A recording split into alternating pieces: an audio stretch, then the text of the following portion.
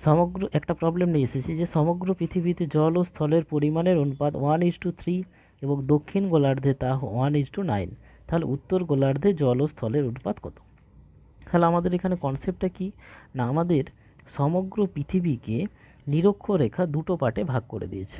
একটা হচ্ছে উত্তর গোলার্ধ আর একটা হচ্ছে দক্ষিণ গোলার্ধ। অর্থাৎ উত্তর গোলার্ধের আয়তন যা হবে দক্ষিণ গোলার্ধের আয়তনও সেম হবে।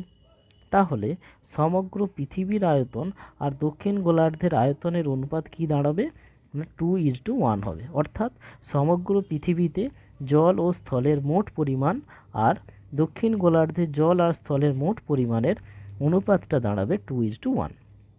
তাহলে আমাদের এখানে কোশ্চেনে দেওয়া ছিল পৃথিবীতে জল আর স্থলের অনুপাত 1:3 দেওয়া ছিল এবং দক্ষিণ গোলার্ধে জল ও স্থলের অনুপাত 1:9 দেওয়া ছিল।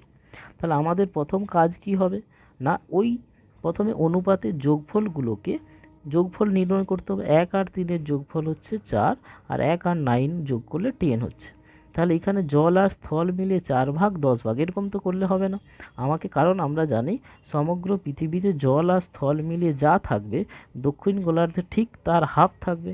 তাহলে প্রথম কাজ হবে আমাকে অনুপাতের যোগফলটাকে সেম করা। তাহলে অনুপাতের যোগফলটাকে সেম করতে গেলে উপরের যে অনুপাতটা আছে সেইটাকে আমাকে 5 দিয়ে গুণ করতে হবে এবং নিচটাকে 2 দিয়ে গুণ করতে হবে।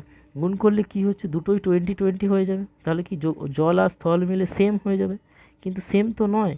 পৃথিবীর জল আর স্থলের পরিমাণ যা হবে দক্ষিণ গোলার্ধে তার অর্ধেক হবে, মানে 2:1। তাই এক্সট্রা উপরের অনুপাতটাকে 2 দিয়ে গুণ করতে হবে আর নিচেরটাকে 1 দিয়ে। মানে আলটিমেটলি উপরের অনুপাতটাকে আমাকে গুণ করতে হবে 10 দিয়ে আর নিচের অনুপাতটাকে গুণ করতে হবে 2 দিয়ে। তাহলে উপরের অনুপাতকে যদি 10 দিয়ে গুণ করি তাহলে অনুপাতটা কত দাঁড়াবে না 10:30 দাঁড়িয়ে যাবে এবং দ্বিতীয় অনুপাতটাকে যদি 2 দিয়ে গুণ করি তাহলে দাঁড়াবে 2:18।